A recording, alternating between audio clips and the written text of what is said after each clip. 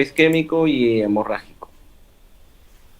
Esta es la agenda de la clase, ¿no? Los objetivos de aprendizaje, vértigo, de la definición operativa, el sistema de equilibrio, el enfoque tritate, los fenotipos clínicos del mareo y las banderas rojas en el vértigo. Primero debemos de reconocer el síndrome y el riesgo, después vamos a elegir las pruebas y el tratamiento. El objetivo del aprendizaje es diferenciar mareo, vértigo, presíncope, desequilibrio y causas centrales. Aplicar el enfoque T-Trade más la exploración ocular neurológica, reconocer banderas rojas. Las banderas rojas son los signos de alarma en un ACV posterior que puede dar vértigo de origen central y los criterios de derivación. Actualizar reperfusión, manejo de presión arterial y prevención secundaria. Vamos a basarnos en guías clínicas, revisión sistémica, estudios clínicos aleatorizados, cohorte, consenso, definición de expertos, ¿no? El vértigo se define como una sensación ilusoria de movimiento propio o del entorno, porque en realidad no se mueven, ¿no? Por eso es ilusoria. Un giro, oscilación o inclinación. En geriatría importa más el patrón temporal y desencadenantes que la palabra vértigo. El diagnóstico sindrómico evita tomografías innecesarias y reduce el retraso en diagnosticar un ACV de fosa posterior. Ojo, el vértigo puede ser periférico por problemas del oído, la visión, algún problema metabólico, o puede ser central. Central significa que hay un ACV, sobre todo en fosa posterior, ¿no? Cerebelo o cordones posteriores. El sistema del equilibrio, como ustedes saben, ¿dónde está localizado? Bueno, tiene que ver con la integración de la visión, la propiocepción, el sistema vestibular periférico localizado en el oído y las redes cerebelosas y troncoencefálicos. El envejecimiento reduce la reserva sensorial. ¿Cuál es la reserva sensorial? El oído, la vista, a eso se refiere, ¿no? Y por tanto hay mayor riesgo de caídas aún con una patología leve, o sea, el que el oído, la vista envejezca no es algo grave, es algo natural propio del envejecimiento, ¿no? Pero sin embargo puede producir una caída y esta puede tener una consecuencia grave. La polifarmacia y la fragilidad pueden desenmascarar trastornos vestibulares.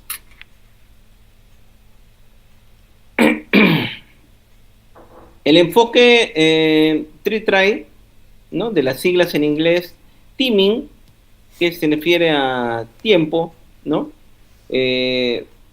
Significa cómo es en el tiempo, es episódico, o sea, es de vez en cuando, es continuo, o sea, siempre está mareado, dura pocos segundos, minutos, o dura horas o días.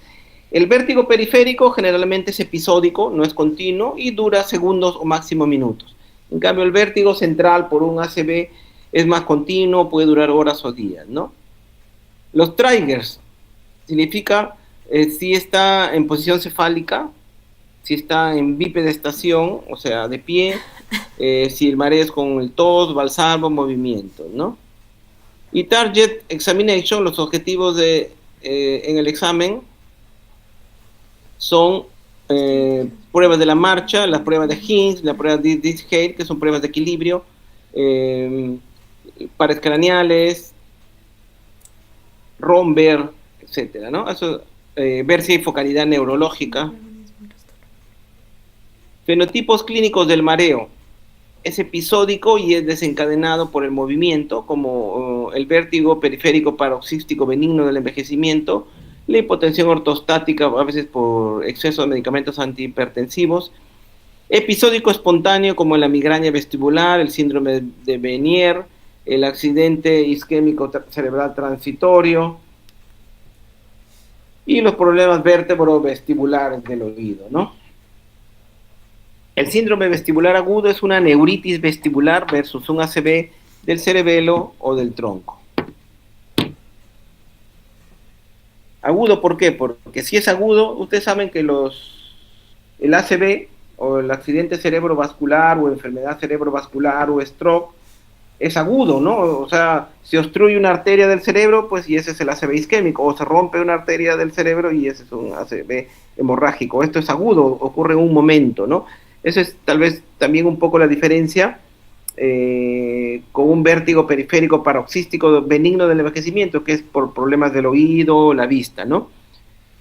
Entonces, cuando hay un síndrome vestibular agudo, o sea, una neuritis vestibular o una inflamación en el oído, hay que diferenciarlo de un ACV, sobre todo porque es agudo, ¿no? Ya sea del cerebelo o del tronco cerebral. ¿Cuáles son las banderas rojas en vértigo? Banderas rojas significa signos de alarma. Déficit neurológico focal, que haya hemiparesia, que haya diplopia, disartria, ataxia severa, ¿no? O sea, una dificultad para la marcha, o una cefalea nueva muy intensa, ¿no? Que haya nistagmos vertical o cambiante, puede haber nistagmos horizontal, eso no es patológico, o sea que se mueve hacia los lados, pero si el nistagmos, el movimiento del ojo es de arriba abajo, o sea vertical, eso sí es patológico, ¿no? Desviación de la mirada, ¿no? O el test de Hind central puede estar alterado.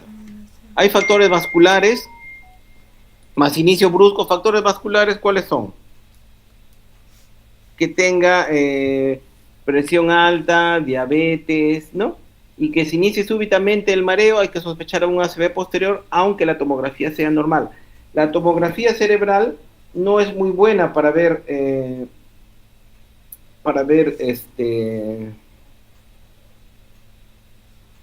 la fosa posterior, ¿no? En este caso tendríamos que tomar una resonancia, ¿ya? Entonces una tomografía normal en un vértigo no descarta el origen, porque no se ve bien el cerebelo y la fosa posterior.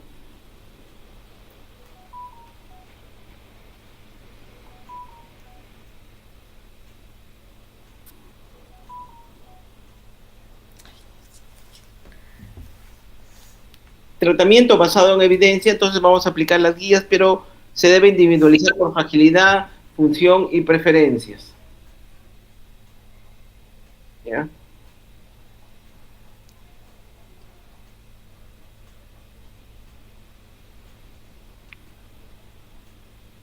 El vértigo periférico paroxístico benigno es el que van a tener la mayoría de personas mayores, ¿no? Un minutito, me está fallando un poquito. Un minutito.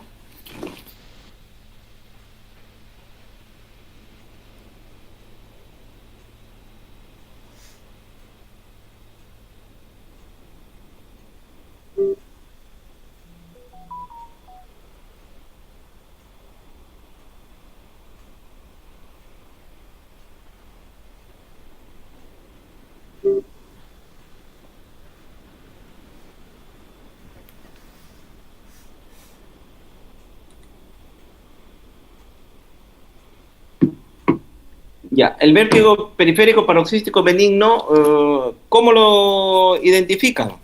Las crisis son breves, breve significa que dura segundos o minutos, y se deben a cambios de posición, al levantarse de la cama, al acostarse, al caminar, al mover la cabeza, al girar, ¿no? Puede haber náuseas y no hay déficit focal, no hay hemiparesia, ¿no? Puede haber un nistagmus, el signo de Dichel es un nistagmus positivo, torsional, geotrófico, significa, o sea, de arriba hacia abajo, ¿no? Un nistagmus vertical, el ojito se mueve hacia arriba y hacia abajo, ¿no? O sea, es como si vibrara. Evitar indicar neuroimagen si es un cuadro típico de vértigo periférico benigno paroxístico y examen neurológico normal.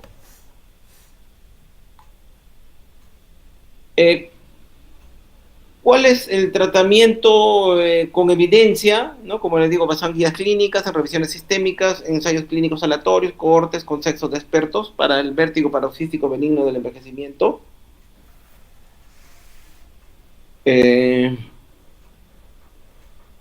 La maniobra de Epley-Seamon como primera línea, ¿no? Son unas maniobras que hacen a veces los otorrinos, sobre todo, ¿no? Que hacen giros bruscos de la cabeza para tratar de mejorar esto del oído. Podemos utilizar betahistina. Podemos utilizar betahistina también como manejo del vértigo. O dimidrinato también, solo uso corto si la náusea es intensa y no reemplazan el reposicionamiento. Hay que educar sobre la recurrencia y la prevención de caídas, porque si bien es cierto la causa es benigna, pero el paciente se puede caer, ¿no? Se puede caer y la consecuencia puede ser fatal porque se puede fracturar. La neuritis vestibular versus la laberintitis. La neuritis es un síndrome vestibular agudo con audición conservada, o sea, el paciente escucha bien. La laberintitis hay vértigo más hipoacusia o síntomas auditivos, que puede ser, por ejemplo, tinnitus, ¿no? Ese es un zumbido de oído. El tratamiento es hidratación, un antiemético corto como el dimendrinato y rehabilitación vestibular precoz. También podría deberse una migraña vestibular y Menier. La migraña vestibular produce episodios recurrentes, fotofobia, fonofobia o antecedente migrañoso, ¿no? En el síndrome de Menier encontramos un vértigo episódico, o sea, por momentos tiene mareo, luego está bien, pero hay hipoacusia fluctuante, hay tinitos, o sea, zumbido de oídos, y hay plenitud óptica en otros momentos, ¿no? En que puede escuchar bien. En adultos mayores, revisar fármacos, o sea, medicamentos, hipotensión y riesgo vascular concomitante, ¿no? Porque podría ser una hipotensión ortostática, por antihipertensivos, por diuréticos, etc. Entonces, como... no.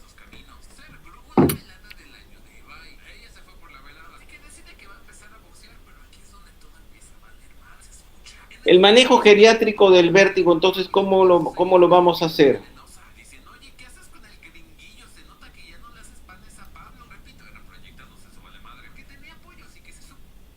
Hay que evaluar las caídas previas, ¿no? Hay que ver si está usando fármacos sedantes, hay que evaluar la audición, la visión, la presencia de hipotensión ortostática, ¿no? Tomar la presión sentado, echado, de pie, evitar benzodiazepinas, clonazepam, alprazolam y vestibulares crónicos, ya que aumentan caídas y retrasan la compensación.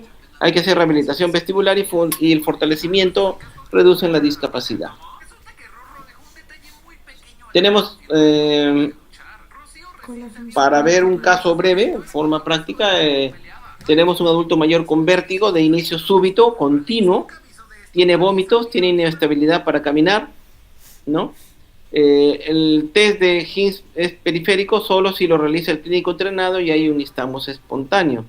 Ante ataxia severa o duda, hay que derivar de forma urgente y resonancia magnética o angioimagen si es disponible, ¿no? Entonces acá la clave es que este vértigo es de inicio súbito, es agudo, hay vómitos y hay inestabilidad para caminar, ¿no? Hay un trastorno de la marcha que podría ser un signo de focalización neurológica, ¿no? En este caso, no estamos ante un vértigo periférico paroxístico benigno del envejecimiento por tema de oído, de la visión, ¿no? Este es un tema que hay que descartar un ACV, ¿no es cierto? Eso es lo que tenemos que descartar. No se olviden, eso es lo que tienen que descartar.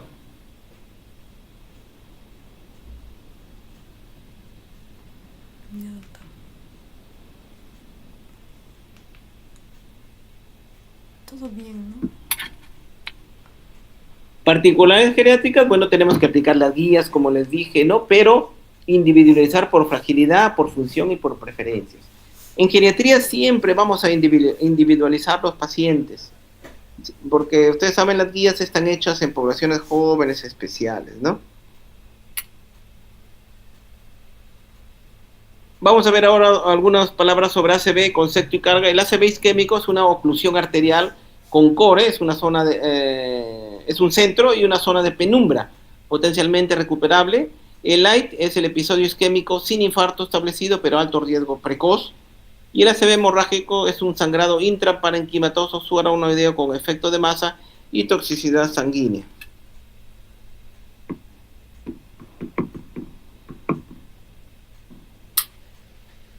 El tiempo es cerebro, ¿no? La cadena de atención, el reconocimiento tiene que ser fast. ¿Qué significa fast? Rápido.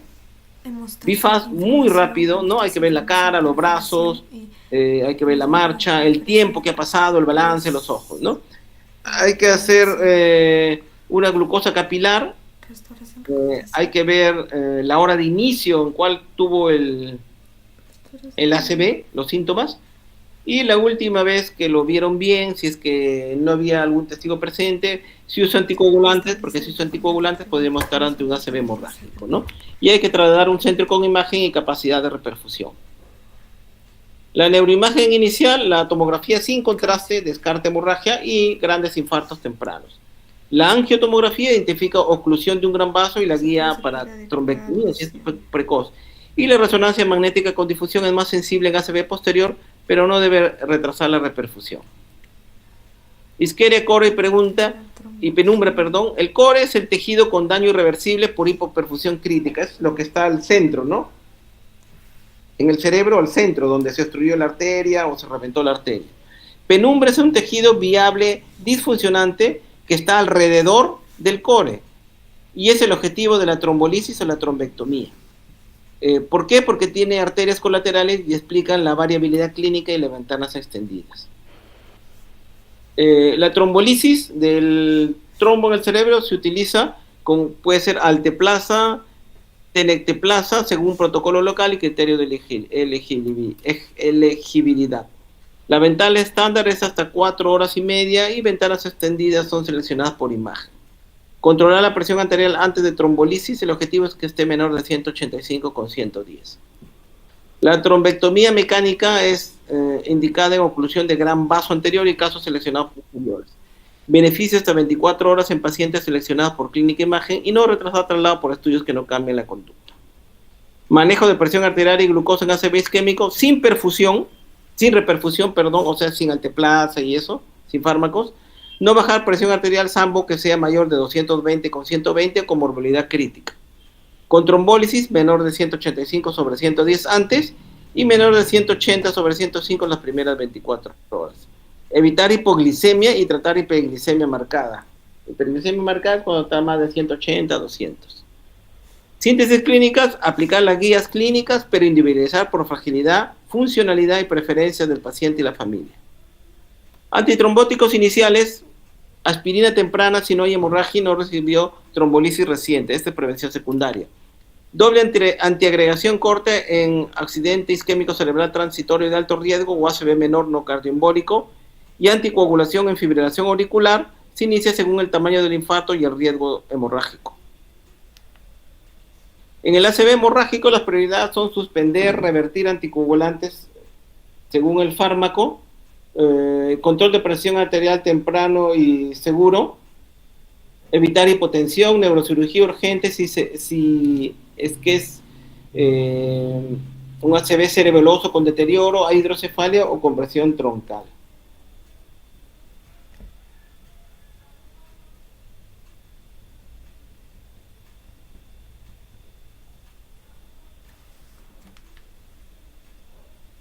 Doctor.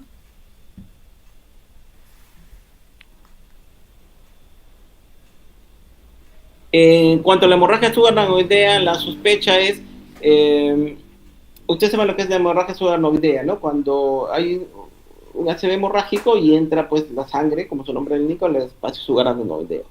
Es una cefalea en trueno. En trueno significa que es como si les cayera un rayo, ¿no? Es el peor dolor de cabeza de su vida. Puede haber síncope, o sea, pérdida transitoria de la conciencia, puede haber meningismo, o sea, rigidez de nuca, ¿no? Kernin, Brusinski, o puede haber déficit focal.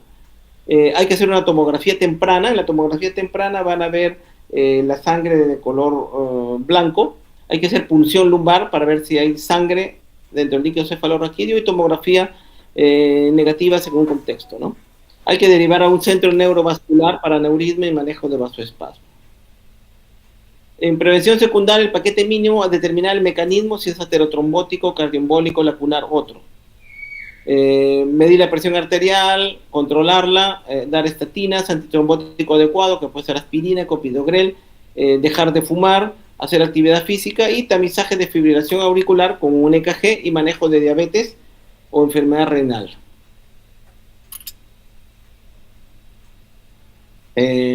Estatinas y lípidos post-ACV.